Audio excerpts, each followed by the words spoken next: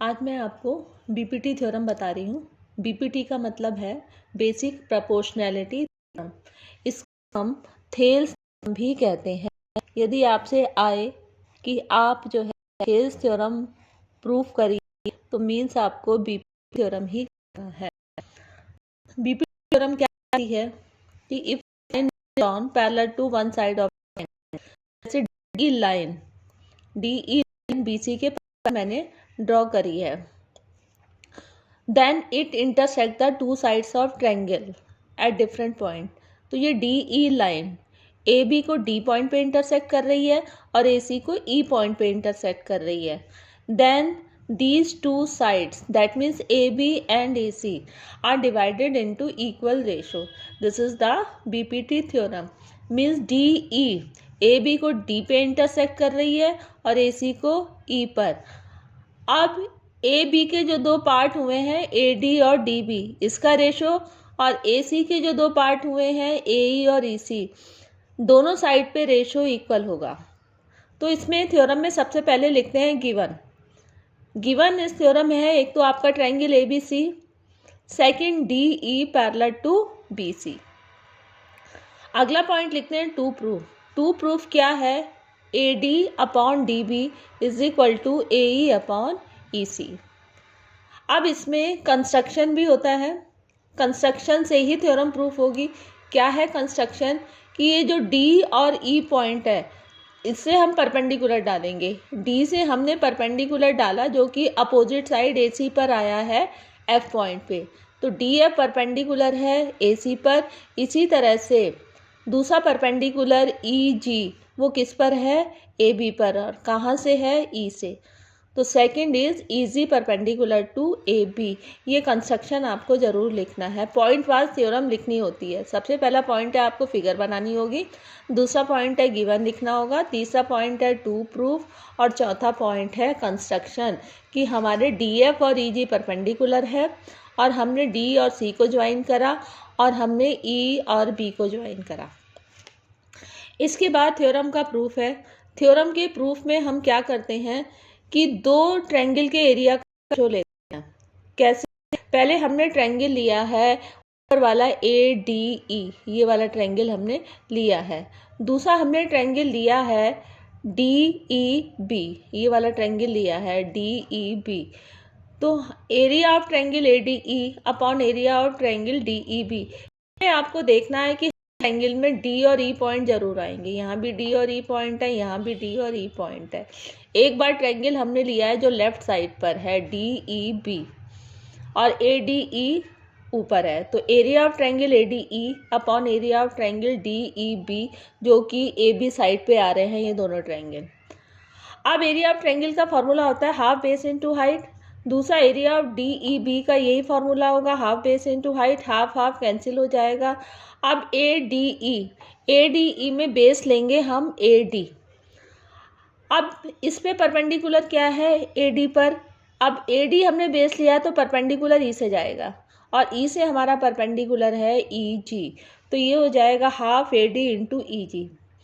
Second area of triangle D E B में base लेंगे हम डी बी, और डी बी बेस लिया है तो परपेंडिकुलर ई से ही आएगा क्योंकि हमारा ट्रायंगल है डी ई बी। यदि हमने डी और बी बेस लिया है तो हमारा थर्ड वर्टेक्स से परपेंडिकुलर आता है, तो ई से परपेंडिकुलर एक ही होगा ई जी, तो ये हो जाएगा half D B into E जी। इसमें भी देखना है कि हमारे डी और ई पॉइंट दोनों जरूर आएंगे। यदि बेस डी ए डी है तो हाइट हमारी ई से होगी और दोनों में हाइट सेम होगी, और ई जी कैंसिल कर दीजिए, आंसर आ जाएगा A D upon D B.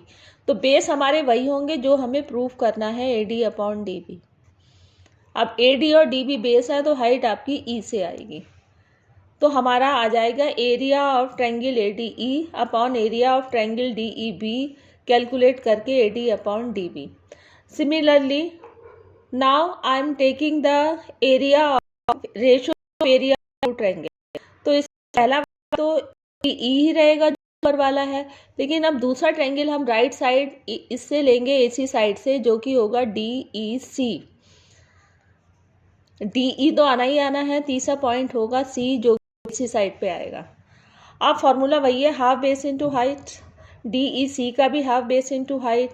अब बेस हम लेंगे यहाँ से AE, राइट साइड से, ये बेस हो जाएगा AE, और फिर हाइट होगी D से जो कि है DF, तो high AE into DF।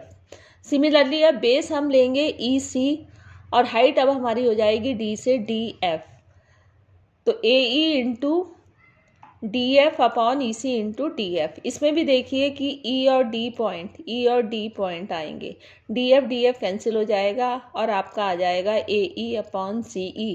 That means जो प्रूफ करना है उसका राइट साइड का। तो इसका मतलब एक बार बेस हम AB साइड से लेंगे AD और DB, और दूसरी बार बेस हम लेंगे AC साइड से AE और EC। यदि हमने AE और EC बेस लिए हैं तो हमारी हाइट आएगी D से, और हमने AD और DB बेस लिए हैं तो हाइट हमारी आएगी E से। अब हाइट दोनों में सेम है इसलिए कैंसिल हो जाएगी। अब आप देखोगे जो लेफ्ट साइड में एरिया, दो ट्रायंगल के एरिया का रेशो था वो दोनों इक्वेशन में सेम होगा। कहने का मतलब है area of triangle ADE upon area of triangle DEB is equal to area of triangle ADE upon area of triangle DEC। ये दोनों रेशो इक्वल होंगे। क्यों होंगे? कि दोनों के न्यूमरेटर तो इक्वल है। अब दोनों के डिनोमिनेटर भी इक्वल हैं क्योंकि दोनों ट्रायंगल का एरिया सेम होगा।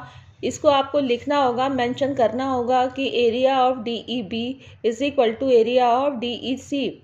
क्यों है दोनों ट्रायंगल का एरिया इक्वल? क्योंकि दोनों ट्रायंगल का बेस सेम है DE, और दोनों ट्रायंगल की हाइट सेम है क्योंकि सेम पैरेलल लाइन के बीच में बन रहे हैं, इसलिए दोनों ट्रायंगल की हाइट क्या है? सेम है।